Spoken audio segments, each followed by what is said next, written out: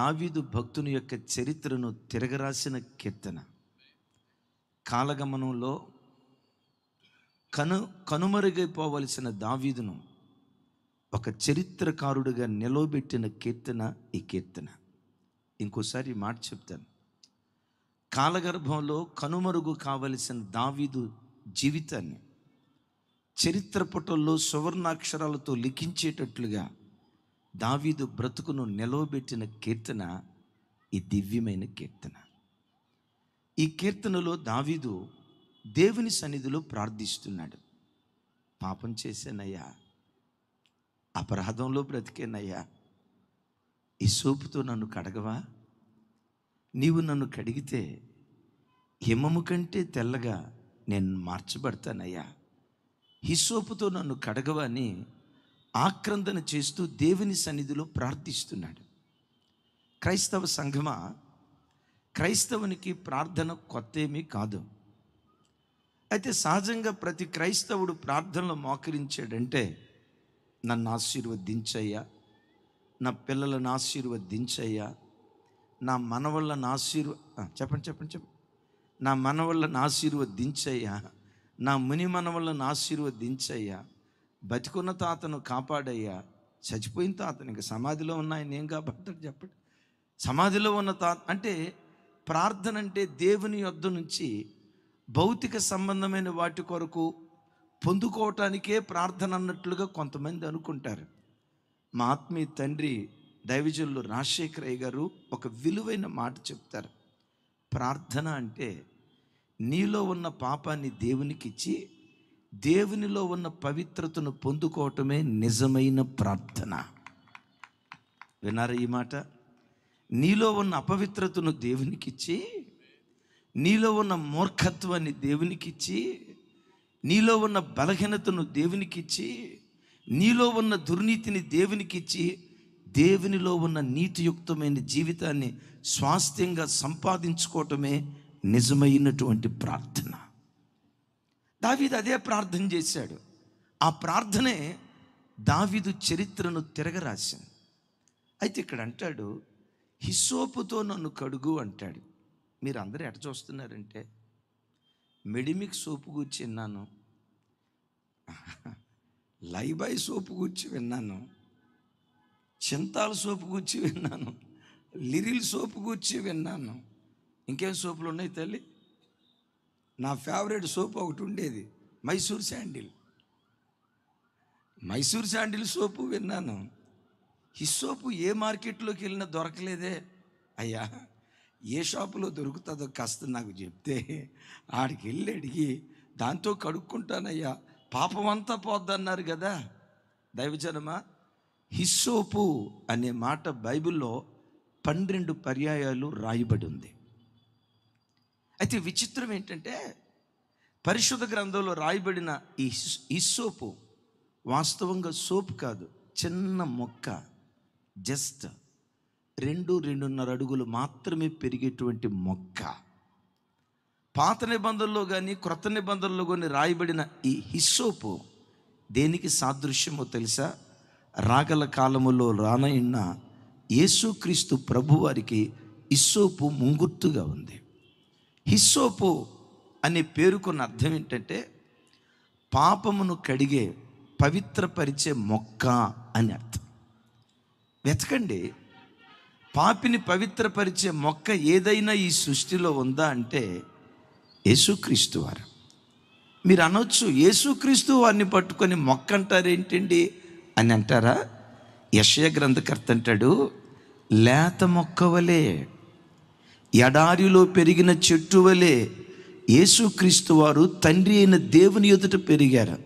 యేసయ్యను వాక్యం ఏమని పిలిచిందంటే లేత మొక్క. చెప్పండి, లేత మొక్క. అవును, ఆయన కార్చిన పవిత్ర రక్త ధారల ద్వారా మనుషుని పాపం తొలగించబడి మనుషుడు పవిత్రపరచబడుతున్నాడు అని రాసింది కదా. పాత నిబంధనలో రాయబడిన ఈ హిస్సోపు మొక్కే రానయ్యున్న యేసుక్రీస్తు వారికి ముంగుర్తుగా ఉన్నాడు. హిస్సోపుగా పిలువబడుతున్న యేసుక్రీస్తు నీ జీవితంలో, నా జీవితంలో ఆయన మొలిస్తే ఎలాంటి కార్యాలు చేస్తాడు?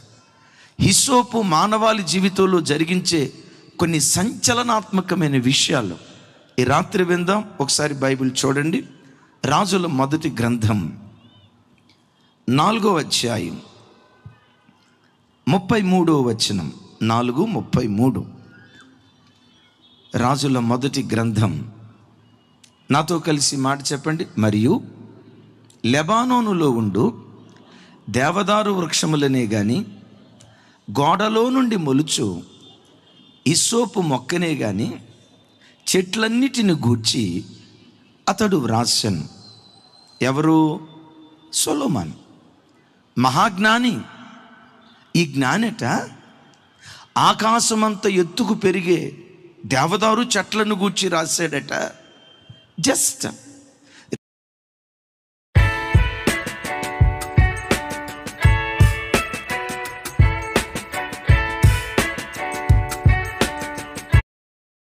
రెండున్నర అడుగులు మాత్రమే పెరిగే చిన్న మొక్క హిస్సోపును గూర్చి రాశాడట.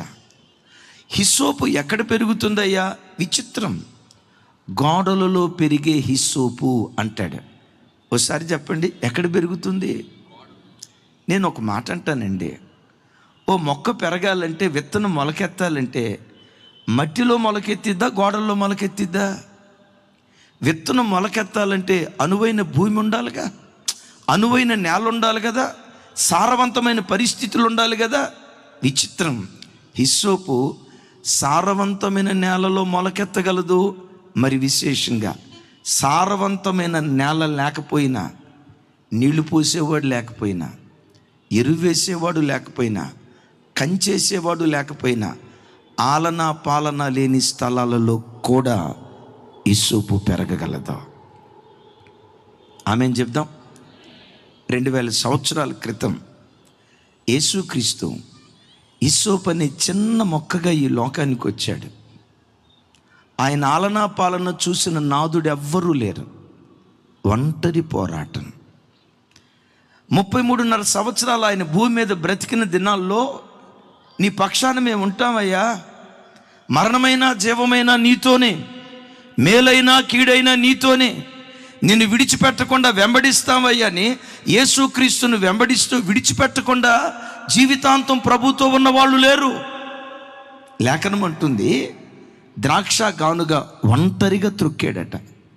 ఆయనకు నీళ్లు పోసిన వాళ్ళు లేరు, ఎరువు వేసిన వాళ్ళు లేరు, ఆయన మంచి చెడులు విచారించిన వాళ్ళు లేరు. ఒంటరి పోరాటం. ఇంకా చెప్పాలంటే యెషయా గ్రంథకర్త అంటాడు కదా, ఎడారిలో పెరిగిన మొక్కవలే. నేనంట, మన ఇళ్లలో పెరిగే మొక్కకి నీళ్లు పోసేవాళ్ళు మనం ఉన్నాం కదా, దానికి ఎరువు వేసేవాళ్ళు ఉన్నాం కదా, ఆలనా పాలన చూసేవాళ్ళు ఉన్నాం కదా. ఓ మాట అడుగుతాను సార్, ఎడారిలో పెరిగే మొక్క ఆలనా పాలన చూసేది ఎవరు? యేసుక్రీస్తు కూడా ఎడారిలో పెరిగిన మొక్కలాగా ఆలనా పాలన లేని ఒంటరిగా తన పరిచర్య ప్రారంభించాడు. చేతి సహాయం లేకుండా ఈ లోకానికి వచ్చాడు. అద్భుతం. చేతి సహాయం లేకుండా గోడలలో పెరిగిన ఈ చిన్న హిస్సోపు మొక్క సర్వభూతాలన్నీ కప్పే అంత పెద్ద రాయిగా దేవుడు దాన్ని మార్చాడు. ఈ రాత్రి వాక్యం వింటున్న బిడ్డలారా, మీతో పంచుకోమని పరిశుద్ధాత్మ దేవుడు నా హృదయాన్ని రేపుతున్న మాట ఏంటంటే, ఒకవేళ నీ బ్రతుకు కూడా ఎడారి బ్రతుకేమో, నీ ఆలనా పాలన చూసేవాళ్ళు లోకంలో ఎవరూ లేక అనాథనైపోయానయ్యా, తల్లిని కోల్పోయా, తండ్రిని కోల్పోయా, అన్నదమ్ములను కోల్పోయా, జీవితంలో ఒంటరిదానిగా నేను మిగిలిపోయాను. ఇదేనా నీ దిగులు? అయ్యా, నా బ్రతుకులో అందరూ ఉండి కూడా నేను అనాథనైపోయానయ్యా. నా మంచి చెడులు విచారించేవాడు కనీసం, బాబు తిన్నావా, అమ్మా పిల్లలు ఎలా ఉన్నారు, ఆరోగ్యం ఎలా ఉంది అడిగే నాదుడు ఒక్కడు లేడయ్యా నా బ్రతుకులో. ఒంటరి పోరు. ఈ పిల్లల్ని ఒంటరిగా పోరాడుతూ పెంచుతున్నాను, ఈ కుటుంబాన్ని ఒంటరిగా కొనసాగిస్తూ ఉన్నాను. జీవిత పోరాటంలో నేను అనాథనైపోయాను, ఒంటరినైపోయానని ఈ రాత్రి సభకు వచ్చిన బిడ్డలారా, మీలో ఎవరైనా బ్రతుకులో ఒంటరిదాన్ని అయిపోయానని ఏడుస్తూ ఈ స్థలంలో ఎవరైనా కూర్చున్నారా? కలవరపడకు. నీ ఒంటరి బ్రతుకునకు హిస్సోపుగా పిలువబడుతున్న యేసుక్రీస్తు వారు నీ ఒంటరితనములో జంటగా నిలవబడేటువంటి దేవుడు. నేనంట ఆయన ఒక్కడు నీకు తోడుగా ఉంటే పర్వాలేదు. ఎడారిలో పెరిగిన మొక్కవై ఉండొచ్చు, ఆలనా పాలన చూసేవాళ్ళు ఎవరూ లేని విగత జీవిగా నీ జీవితాన్ని కొనసాగించి ఉండొచ్చు. ఆయనొక్కడు నీకు తోడుగా ఉంటే, ఆయనొక్కడు నీ ప్రక్కన నిలవబడితే, ఆయనొక్కడు నీ జీవితంలో ప్రధాన భూమిక పోషించి నీ పక్షాన నిలవబడితే, అనామకురాలైన నిన్ను అందలమెక్కించటానికి దేవుడి శక్తి కలిగినటువంటి వాడు. మసకబారవలసిన నీ జీవితాన్ని చరిత్ర పుటల్లో సువర్ణాక్షరాలతో రాయగలిగేటట్లుగా ఒక చరిత్రకారుడిగా నేను మార్చటానికి దేవుడి శక్తి కలిగినటువంటి వాడై ఉన్నాడు. దావీదు బ్రతుకు చెప్పమంటారా? మనం ఈరోజు అంటాం, ఆయన దావీదు ఏముందండి, మహారాజు అండే, మామూలు ఆయన యోధా గోత్రం అండే, ఇజ్రాయేలు రాజ్యాన్ని 40 సంవత్సరాలు పరిపాలన చేశాడండి, ఆయనకేవండి అని అంటారా? దావీదు ప్రారంభం అది కాదు. దావీదు తన ప్రారంభాన్ని గురించి అంటాడు. బహుశా మన ప్రారంభం అలాంటిది కాదేమో. ఏంటి దావీదు ప్రారంభం? కీర్తనల గ్రంథం 22వ కీర్తన 6వ చరణం. 22వ కీర్తన 6వ చరణం. నాతో కలిసి చెప్పండి. నేను నరుడను కాను, నేను పురుగును, నరుల చేత నిందించబడిన వాడను, ప్రజల చేత తృణీకరించబడిన వాడను. ఒకసారి చూడు బిడ్డ, ఈ మాటలో నీ జీవితం కనపడుతుందా? ఈ మాటలో నీ కుటుంబ స్థితి కనపడుతుందా? దావీదు అంటాడు, ప్రజలు నన్ను నరునిగా చూడలేదయ్యా, సాధారణమైన మనిషిగా కూడా చూడలేదయ్యా. ఎలా చూస్తున్నారు? ఒక పురుగును చూసినట్టు చూస్తున్నారు. పురుగు కనపడితే ఎలా అసహించుకుంటారో ఆ మాట చూసి, పురుగు చూస్తే ఎలా అసహించుకుంటారో. పుట్టడం యెషయ కుటుంబంలో పుట్టే కానీ, నాకు 7 తోబుట్టువులు ఉన్నారు కానీ, పెద్ద కుటుంబం కానీ, సమూయేలు అనే గొప్ప ప్రవక్త మా ఇంటికి వస్తే నన్ను పిలవాలన్న ఆలోచన అన్నదమ్ములకు లేదు, కన్న తండ్రికి లేదు. కన్న తండ్రికి లేకపోయినా కనీసం కన్న తల్లి గుర్తుకు తెచ్చుకుంటుంది కదా. ఇంకొకడు ఉన్నాడు 8వ వాడు, వాడిని కూడా పిలవండి. ఇంత గొప్ప దైవజనుడు మన ఊరు వస్తే, మన ఇంటికి వస్తే, మన ఇంట్లో బలులు అర్పించబోతామంటే చిన్నవాడిని పిలవకపోతే ఎలా? కన్న తల్లి కూడా గుర్తుకు తెచ్చుకోలే. ఎందుకు తెచ్చుకోలేదో తెలుసా? పురుగుని ఎవరు గుర్తుకు తెచ్చుకుంటారు సార్? ఆ పురుగుని ఎవరు గుర్తుకు తెచ్చుకుంటారు? నరుల చేత నొందించబడిన వాడిని. తర్వాత అంటాడు, ప్రజల చేత తృణీకరించబడిన వాడను. హిస్సోపును కోరుకుంటున్నాడు. నాతో రావా? నాతో ఉండవా? హిస్సోపుతో నన్ను కడగవా? విచిత్రం. ప్రజల చేత తృణీకరించబడిన ఈ దావీదునే రాగల కాలములో మూలకు తలరాయిగా దేవుడు మార్చాడు.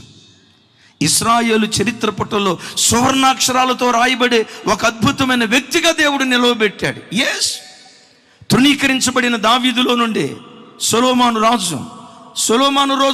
రాజులో నుండే రాజైన హిజ్కియాలో నుండే జెరుబ్బాబెల్, ఆ వంశావళి పరంపరలో నుండే, దావీదు వంశంలో నుండే లోకరక్షకుడైన యేసుక్రీస్తు వారు ఉద్భవించారు. యేసుక్రీస్తుని ఏమని పిలిచారో తెలుసా? దావీదు కుమారుడా, దావీదు కుమారుడా, దావీదు కుమారుడా, నోరారా పిలిచారు కదా. విచిత్రం. ఒకవేళ ఈరోజు నువ్వు తృణీకరించబడుతున్నావేమో, ప్రజల చేత పురుగుగా ఎంచబడుతున్నావేమో. ఎందుకో ప్రతి వాడు నీ కుటుంబం అంటే సూటిపోటి మాటలతో నేను హింసిస్తున్నారేమో. యేసయ్యను పట్టుకో, హిస్సోపును పట్టుకో. ఎక్కడ తృణీకరించబడ్డావో అదే స్థలములో నిన్ను తలమానికగా దేవుడు నిలవబెడతాడు. దానికి మించి నీ గర్భాన్ని దేవుడు దండించేసి నీ గర్భంలో నుండి రాజులను, ప్రవక్తలను, భూలోకాన్ని తలకిందులు చేసే యాజక సంతతిని దేవుడు పుట్టించునుగాక. ఒకసారి టీవీ ఛానల్లో ఒక IAS ఆఫీసర్ని ఇంటర్వ్యూకి పిలిచారు. పేద కుటుంబంలో పుట్టావు కదయ్యా, పేద కుటుంబంలో పుట్టావు కదా, చిన్నతనంలోనే తల్లిని కోల్పోయావు కదా, నీ సహోదరి పుట్టుకతోనే 2 కళ్ళు కోల్పోయి గుడ్డిది కదా, నీ తమ్ముడు నీకంటే 10 సంవత్సరాల చిన్నోడు కదా, వెధవరాలు ఇంటిలో పెరిగి మెడ్రాస్ నుండి ఐఏఎస్ ఆఫీసర్గా నువ్వు ఎలా ఆశీర్వదించబడ్డావు. ఆయన సివిల్ సర్వెంట్ అయ్యాడు. ఆయన పేరు విష్ణువర్ధన్ ఐఏఎస్. ఓ వెధవరాలి కొడుకు. ప్రపంచ మీడియా అంతా చూస్తుండగా ఆజ్ తక్ టీవీ ఛానల్లో ఇంటర్వ్యూ చేశారు ఆయన. ఎలా నువ్వు ఐఏఎస్ ఆఫీసర్ అయ్యావు? తృణీకరించబడిన వాడివి కదా, వెధవరాలి కుమారుడివి కదా, ఎలా ఈ స్థాయికి నీవు వచ్చావు? తల వంచి ఆయన చెప్తాడు, నా ఈ ఘనతకు ప్రధాన కారణం నా ప్రభు అయిన యేసు క్రీస్తు వారు, నా ప్రభు అయిన యేసు క్రీస్తు వారు. ఒకవేళ ఈ మాట నేను చెప్తున్నందుకు మీకు మత మార్పిడి అనిపించవచ్చు. నేను అనుభవించిన దాన్ని చెప్తున్నాను. ఏంటి అనుభవించావయ్యా? నీవు ఈ స్థితికి రావడానికి నీ చదువు కాదా కారణం? నీ ప్రయాసం కాదా కారణం? నీ పట్టుదల కాదా కారణం? ఇవన్నీ కారణాలే. దానికి మించి ప్రధాన కారణం, నేను ఈ స్థితిలోకి రావటానికి తృణీకరించబడిన నేను మూలకు తలరాయిగా మార్చబడటానికి నజరేయుడైన యేసుక్రీస్తు మొట్టమొదటి కారణం. ఎలా అయిందయ్యా? నేను చిన్నపిల్లోడికి ఉన్నప్పుడు మా నాన్న చనిపోయాడు. మా నాన్న ఉన్న దినాలు అందరిలో బంధువులు మా ఇంటికి వచ్చేవాళ్ళు. బంధువులు రాబంధులై మా ఇంటిని దోచుకునేవాళ్ళు. బెల్లం ఉన్న చోటకే ఈగలు వస్తాయి అన్నట్లు మా పరిస్థితులు బాగున్నప్పుడు అందరూ వచ్చారు. ఎప్పుడైతే మా నాన్న చనిపోయాడో, మా నాన్న తోబుట్టువులే కానీ, మా అమ్మ తోబుట్టువులే కానీ అందరూ దూరం అయిపోయారయ్యా. నేను చదువుతున్న స్కూల్లో, ఒకప్పుడు ప్రైవేట్ స్కూల్లో చదివేవాడిని. మా నాన్న చనిపోయిన తర్వాత గవర్నమెంట్ స్కూల్లో చదివేవాడిని. గవర్నమెంట్ స్కూల్లో బాత్రూమ్లు గడగటానికి ఆయాగా మా అమ్మ వచ్చేది. బస్టాండ్లు, రైల్వే స్టేషన్ల చుట్టూ తిరుగుతా ఎవరైనా సహాయం చేస్తారని అర్థించే పేద పరిస్థితి. నేను చిన్నపిల్లోడిగా ఉన్నప్పుడు, అదే 7-8 చదివేటప్పుడు నా పరిస్థితిని బట్టి మా నాన్న గుర్తొచ్చి, మా నాన్నున్న దినాల్లో మా బ్రతికి ఎంత బాగుండేదో కదా, నాన్న లేకపోవటాన్ని బట్టి మా జీవితం ఇలా అయిపోయింది కదా అని బస్ స్టాండ్ దగ్గర నిలవబడి పిచ్చోడు ఏడ్చినట్లు ఏడ్చా. నేను ఏడవటం ఒక పెద్ద ఆయన చూశాడు. బాబు ఎవరును, ఏం పేరు నీ పేరు? విష్ణువర్ధన్ సార్. అమ్మ కొట్టిందా? లేదు సార్. నాన్న కొట్టాడా? అయ్యో లేదు సార్. మరి ఎందుకు ఏడుస్తున్నావు? ఆయన అంత ఆప్యాయంగా అడిగేసరికి తన బాధ అంతా చెప్పాడు. నాన్నను కోల్పోయాం సార్, మా పరిస్థితి ఇది. మా అమ్మ వెధవరాలు అయిపోయింది. తినటానికి తిండి లేని గదిలో దయనీయ స్థితిలో కొట్టుమిట్టాడుతున్నాం. నాకు ఒక అక్క ఉంది, పుట్టుగుడ్డిది. బంధువులంతా అన్నారు, అదే పాపం చేయటాన్ని బట్టి భర్త చచ్చాడు, వాళ్ళ తండ్రి ఏ పాపం చేయటాన్ని బట్టి పుట్టిన బిడ్డ గుడ్డిగా పుట్టిందో, వాడు ఏ పాపం చేయటాన్ని బట్టి అర్ధాయిస్తో చనిపోయాడని లోకులు కాకులై పొడుచుకొని తింటా ఉంటే మా అమ్మ చనిపోవాలని, ఆత్మహత్య చేసుకోవాలని అనేక సార్లు ప్రయత్నం చేసింది. మేము గుర్తొచ్చి చావాలనుకున్న ఆలోచన విరమించింది. చెప్తే అద్భుతం. చెప్తే ఆ పెద్ద ఆయన కలిగింది ఎంతో కొంత సహాయం చేసి ఒక మాట అన్నాడట, బాబు నేను నీకు సహాయం చేస్తున్నాను, నా సహాయం 1 వారం నిన్ను పోషిస్తుంది, 1 నెల నిన్ను పోషిస్తుంది. దేవుడే నీ సహాయకుడైతే బ్రతుకు కాలమంతా గిన్నె నిండి పొంగి పొర్లేటట్లుగా దేవుడు కార్యం చేస్తాడు. ఎవరయ్యా దేవుడు? ఆ దేవుడే నజరేయుడైన యేసుక్రీస్తు వారు. దేన జనుల పాలిట పెన్నిదాయన, తండ్రి లేని బిడ్డలకు తండ్రి ఆయన, వెధవరాళ్లకు న్యాయకర్త. ఆయన మా దేవుడు కాదు కదా సార్. ఒక్కసారి వెళ్ళి చూడు, ఆయనను రుచి చూసావా? చావైనా బ్రతుకైనా జీవితాంతం యేసు కొరకే అని యేసుకు నిన్ను నువ్వు సమర్పించుకుంటావు. లోకమంతా వెధవరాలని చిన్నచూపు చూస్తుందా? తండ్రిని కోల్పోయిన దురదృష్ట జాతకుడని ప్రజలు నీవు నీలో నేను, నాలో నీవు. అంటున్నారా? నా యేసు ఎవరో తెలుసా? వెధవరాళ్లకు న్యాయకర్త, తండ్రి లేని బిడ్డలకు తండ్రి అయి ఉన్నాడు. ఆ మాటను విని వాళ్ళ అమ్మ దగ్గరికి వెళ్ళాడు. అమ్మ ఇలా యేసు ప్రభు తండ్రి లేని వారికి తండ్రి అంటమ్మా, వెధవరాళ్ళకు న్యాయకర్తటమ్మా. తల్లి చెప్పిందట, బాబు దగ్గరలో ఎక్కడైనా చర్చి ఉందేమో కనుక్కో, వెళ్దాం. కనుక్కున్నాడు. చర్చికి వెళ్ళటం ప్రారంభించాడు.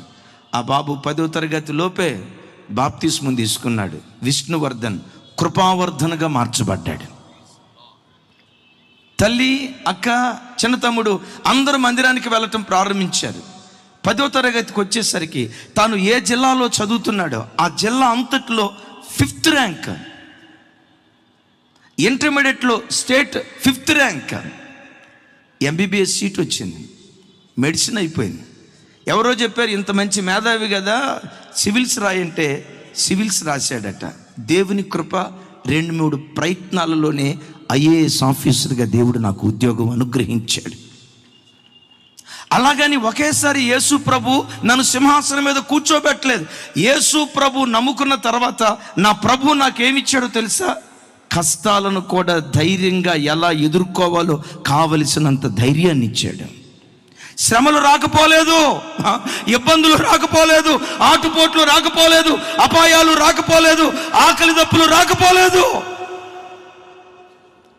వాటన్నిటిలో పిరికివాడిలాగా పారిపోకుండా, ఈ భారం నేను భరించలేను, నువ్వు చస్తే బాగుండని చావును కోరుకునే పిరికి వాళ్ళగా మార్చబడకుండా, నీతిమంతులు సింహం వలె ధైర్యంగా ఉంటారు అని వ్రాయబడినట్లుగా పోరాటాల మధ్యలో ధైర్యపు ఆత్మదేవుడు అనుగ్రహించాడు. ఆయన ఒక కొటేషన్ చెప్తాడు. యేసు ప్రభు నమ్ముకున్న తర్వాత కష్టాలనే కష్టపెట్టడం నేర్చుకున్నాడంట. కష్టాలతో కబడ్డీ ఆడటం నేర్చుకున్నాడట. ఒక్కళ్ళు కూడా ఆమె ఏం చెప్పలా. ఏమంట?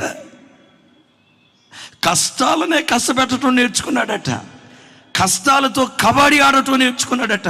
ఎక్కడి నుంచి వచ్చిందయ్యా ఈ ధైర్యపు ఆత్మ? హిస్సోపు మొక్కగా పిలువబడుతున్న నజరేయుడైన యేసు క్రీస్తు వారిలో నుంచి వచ్చింది. అనాథవా, ఆలన పాలన లేని గోడల్లో మొలిచిన హిస్సోపు మొక్కవా? నీ మంచి చెడులు విచారించే నాథుడు ఒక్కడు కూడా లేకుండా జీవిత పోరాటంలో ఒంటరిగా మిగిలిపోయావా? నీ ఒంటరితనంలో నా యేసును జంటగా చేసుకో. పెంట కుప్పల మీద నుండి లేవనెత్తి నెక్కడైనా కూర్చోబెట్టడానికి దేవుడు శక్తి కలిగిన వాడు. యోసేపు ఒంటరి వాడే. గోడలో మొలిచిన మొక్క, అమ్మబడిన దాసుడిగా వెళ్ళాడు. ఐగుప్తు దేశం అంతటికి ప్రధానిగా మార్చబడ్డాడు. గోడలో మొలిచిన మొక్క దానియేలు, అమ్మబడిన దాసుడిగా వెళ్ళాడు. 127 సంస్థానాలకు ప్రధానిగా. చిన్న వయసులో అమ్మా నాన్నను కోల్పోయింది ఎస్తేరు. గోడల్లో మొలిచిన మొక్క, ఆలనా పాలన ఎవ్వరూ చూడలా. దేవుడొక్కరు వారికి తోడుగా ఉన్నాడు. చేతి సహాయము లేకుండా తీయబడిన వాళ్ళ బ్రతుకులు, తృణీకరించబడిన బ్రతుకులు మోలకు తలరాలుగా దేవుడు మార్చాడు. చప్పలు కొడుతూ దేవునికి స్తోత్రాలు చెప్దాం. హిస్సోపు అద్భుతం, గోడల్లో మొలుస్తుందట. గోడంటే రాళ్లతో ఉంటుందా, మెత్తటి మన్నుతో ఉంటుందా? మీరు ఎట్టా చూస్తున్నారంటే మేమేమన్నా గోడలు కట్టే వాళ్ళ కనపడుతున్నామయ్యా. కట్టకపోయినా చూసి ఉంటారు కదా.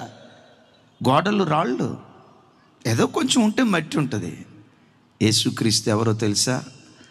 రాతి హృదయాలలో మొలిచే హిస్సోపు మొక్క ఆయన. కొంతమంది యేసు ప్రభు మా దేవుడు కాదండి, ఆయన పేరెత్తితే మేము ఒప్పుకోవండి అని కొంతమంది రాతి హృదయాలుగా మార్చబడతారు. రై, నన్ను వద్దన్నావా? నన్ను నువ్వు వద్దంటే నువ్వు కూడా నాకొద్దు అనే బ్యాచ్గా యేసు ప్రభు ఆ రాతి హృదయాలనే తన జన్మస్థానాలుగా మార్చుకొని తృణీకరించబడిన హృదయాలనే ఆరాధనా కేంద్రాలుగా దేవుడు మారుస్తాడు. వీళ్ళలో ఒక అగ్రజుడు ఉన్నాడు. ఆయన మన చుట్టం, మన భారతదేశస్తులకు చుట్టం. ఆయనే సౌలు గారు. సౌలు గారికి ఉన్న ఆత్మ ఏంటంటే ఒకసారి చూడండి, అపోస్తుల కార్యాలు మనందరికీ చుట్టం. అపోస్తుల కార్యాలు చూడండి ఒకసారి, 9వ అధ్యాయం 1వ వచనం. 9వ అధ్యాయం 1వ వచనం. అందరూ చూడండి మీ బైబిల్ తెరిచి. విలువైన మాట, అది చాలా విలువైన మాట. ఎస్, సౌలు ఇంకను ప్రభు యొక్క శిష్యులను బెదిరించుటయు హత్య చేయుటయు తనకు ప్రాణాధారమైనట్టు ప్రధాన యాజకుని యొద్దకు వెళ్ళి. నా వైపు చూడండి, సమాధానం చెప్పండి. సహజంగా మనిషికి ప్రాణాధారం ఏది? ఒక్కొక్కళ్ళు ఐన్స్టీన్ ఆలోచించినట్టు ఆలోచిస్తున్నారు. ఏంటంటే మనిషికి ప్రాణాధారం ఏది? కొంతమంది ఎట చూస్తున్నారంటే, ఆగయ్య గారు సైన్స్ పుస్తకం చదివి చెప్తాను నాకని. ఆక్సిజన్ కదా ప్రాణాధారం. ఆక్సిజన్ పీల్చకపోతే చచ్చిపోతాం కదా. తిండి ప్రాణాధారం కదా. ఆహారం కొన్ని రోజుల పాటు తీసుకోకపోతే శరీరం కృషించి చచ్చిపోతాం కదా. లోకంలో కొంతమందికి, ప్రజలందరికీ ఆహారం ప్రాణాధారం అయితే, ప్రజలందరికీ ఆక్సిజన్ ప్రాణాధారం అయితే, ఈ సౌలుకు ప్రాణాధారం ఏంటో తెలుసా? క్రైస్తవులను చంపటమే ప్రాణాధారం. నన్ను చంపుతానన్నావు కదా, నిన్ను కూడా చంపేస్తా, లేకుండా చేస్తా అని అల్లా చూసి అంటాడు, రాతి హృదయమా, నేనెవరినో తెలుసా? రాతి హృదయాలలో మొలిచే హిస్సోపు మొక్కను నేను. అక్కడ దాకా ఎందుకు సార్? యేసు ప్రభు చేత రక్షించబడి ఆయన దగ్గరకు వచ్చిన బిడ్డలు ఉన్నారు కదా, పుట్టుకతోనే యేసు ప్రభు అంటే ఇష్టమా? మా చర్చికి వచ్చి ఒక ఆమె చెప్తుంది, అమ్ములని, అన్నయ్య మా ఊర్లో ఎవరైనా మీటింగ్ పెడితే మొట్టమొదట గొడవ పడేది నేనే అన్నయ్య. అయినా మీటింగ్ పెడితే తలుపులేసి కిటికీలేసి చెవుల్లో దూదులు పెట్టుకునేదాన్ని అన్నయ్య. ఎందుకు మా తల్లి, తలనొప్పి వచ్చిందనా? కాదు కాదు, ఆ శబ్దం వినకూడదని. మరి ఎలా తర్వాత అయిపోయిందమ్మా అన్నయ్య? ఆ వాక్యం విన్నవాళ్ళు మారేరో లేదో నాకు తెలియదు, కానీ చెవుల్లో దూదులు పెట్టుకొని రాతి హృదయంలో ఉన్న నా హృదయంలో హిస్సోపు మొక్కలంటే యేసుక్రీస్తు ప్రభు వారు ఉద్భవించి మా గ్రామంలోనే మొట్టమొదట నన్ను రక్షించుకున్నాడయ్యా దేవుడు. ఆ తర్వాత ఏం జరిగిందమ్మా? మా ఇంటినే చర్చికి ఇచ్చామన్నయ్య. కొల్లేరు ప్రాంతం మన ఈ మధ్య వెళ్ళొచ్చాను. మా ఇంటినే చర్చికి ఇచ్చామన్నయ్య. యేసు ప్రభు అంటే ఒకప్పుడు మాకు పడదు, రాతి హృదయాలం, ఆయన మా దగ్గరికి రాకూడదు, మా దేవుడు కాదని తిరస్కరించేవాళ్ళం. ఈ దేవుడు తిరస్కరించేవాడు కాదు, ద్వేషించే వాళ్ళను కాదు, ద్వేషించే వాళ్ళను సహితం ప్రేమించి ఆ రాతి హృదయాలను తొలిచి స్థానం ఏర్పరచుకొని రాతి హృదయాలలో మొలిచే హిస్సోపు మొక్క యేసుక్రీస్తు ప్రభువారు. పెద్దగా చెప్దామా ఆమేన్? దైవజనమా, ఒక విచిత్రం చెప్తాను. భారతదేశంలో పంజాబ్ రాష్ట్రంలో ఓ యవనస్తుడు చిన్నతనంలో తాను చదువుకున్న కాలేజీలో స్కూల్లో ఎవరో ఆయనకి బైబిల్ ఇచ్చారు. ఉన్నపాటున బైబిల్ చించేసి తగలబెట్టేశాడు. ఈ దేవుడు మా దేవుడు కాదు, పొరపాటున ఈ పేరు మేము, మొత్తం బైబిల్ అంతా చింపేశాడు, తగలబెట్టేశాడు. ఆయనకి 14వ సంవత్సరంలో పాపం ఏమైందో, తల్లి చనిపోయింది. కొన్ని పరిస్థితులను బట్టి మనసులో నెమ్మది లేకుండా అల్లాడిపోతున్నాడు. ఆ దినాల్లో సమాధానం కొరకు వెతుకుతూ ఒకరోజు తన గదిలో మోకరించి ఇలా అంటాడట, దేవా నీవెవరివో నాకు తెలియదు, ఏ పేరు చొప్పున నేను పిలవాలో నాకు తెలియదు. ఒక్కొక్క మతం వాళ్ళు ఒక్కొక్క పేరు నాకు చెప్తున్నారు. నీవెవరివో, నీ పేరేంటో, ఏ పేరు చొప్పున నిన్ను పిలవాలో నువ్వు ప్రత్యక్షపరచుకోయా. ఈ 3 రోజుల ప్రార్థనలో, అంటే ప్రార్థన అంటే ఆయన ధ్యానంలో, ఈ 3 రోజుల ధ్యానంలో నువ్వు కనపడ్డావా? ఓకే. ఒకవేళ నువ్వు కనపడకపోతే జలంధర్ రైల్వే స్టేషన్ దగ్గరికి వెళ్ళి రైల్వే ట్రాక్ మీద తలబెట్టి ఆత్మహత్య చేసుకొని చచ్చిపోతానయ్యా. తల్లి లేని బ్రతుకొద్దయ్యా, ఈ దయనీయమైన జీవితం నేను జీవించలేనయ్యా. నా వల్ల కాదయ్యా. నిజంగా దేవుడు అనేవాడు ఉంటే ఈ 3 రోజుల్లో నాకు కనపడాలి. నీ పేరు బయలుపరుచుకోవాలి, నీ వివరాలు నాకు బయలుపరుచుకోవాలి. మొదటి రోజు ప్రార్థన చేశాడు, ఎవరు ప్రత్యక్షం కాల. రెండో రోజు ప్రార్థన చేశాడు, ఎవరు ప్రత్యక్షం కాల. మూడో రోజు ఇంకెక్కువ ఆతృతతో ప్రార్థన చేస్తున్నాడు. ఇక తెల్లారితే జలంధర్ రైల్వే స్టేషన్కి వెళ్ళి రైల్వే ట్రాక్ మీద తలబెట్టి ఆత్మహత్య చేసుకొని చచ్చిపోదామని. మధ్యరాత్రి దాటింది, ఇంకా 4-5 గంటల కంటే ఎక్కువ బ్రతకనని ఆదురుదుగా ప్రార్థన చేస్తున్నాడు. అద్భుతం. అలా ధ్యానంలో ప్రార్థనలో ఉంటుండగా ప్రకాశమానమైన వెలుగు తన గదిలోకి వచ్చింది. ఆ ప్రకాశమానమైన వెలుగులో సిలువ దృశ్యం, ఆ సిలువ దృశ్యంలో యేసుక్రీస్తు వారు పేరు పెట్టి పిలుస్తున్నాడట. సాధు సుందర్ సింగ్, నువ్వు వెతుకుతున్న జీవము కలిగిన దేవుడను నేనే, నువ్వు వెంబడించాలని కోరుకుంటున్న జీవం కలిగిన దేవుడను నేనే. నా సన్నిధికి రా, నీకు నెమ్మది ప్రసాదిస్తాను. నువ్వు క్రైస్తవుల దేవుడు కదయ్యా, మా దేవుడు కాదు కదా. క్రైస్తవుల దేవుడినే కాదయ్యా, నాసిక రంధ్రాలలో ఊపిరి ఉన్న ప్రతి మనుషునికి ఒక్కడే ఒక్కడే ఒక్కడే ఒక్కడే ఒక్కడే ఒక్కడే ఆయన పేరే నజరేయుడైన యేసుక్రీస్తు. బైబిల్ని చింపేసిన ఆయన అదే బైబిల్ పట్టుకొని భారతదేశం, నేపాల్, భూటాన్ ఇంకా అనేక రాష్ట్రాలు తిరిగి, అనేక దేశాలు తిరిగి వేల కొలది ప్రజలను ప్రభు తట్టు త్రిప్పే ఒక అద్భుతమైన దైవజనుడిగా మార్చబడ్డాడు. ఆయనే సాధు సుందర్ సింగ్. ఏ హృదయం అది? చెప్పాలి. ఒకప్పుడు ఏ హృదయం అది అని చెప్పాలి గట్టిగా. ఒకప్పుడు ఏ హృదయం అది? హిస్సోపుగా పిలువబడుతున్న యేసుక్రీస్తు వారు రాతి హృదయాల్లో మొలుస్తాడు.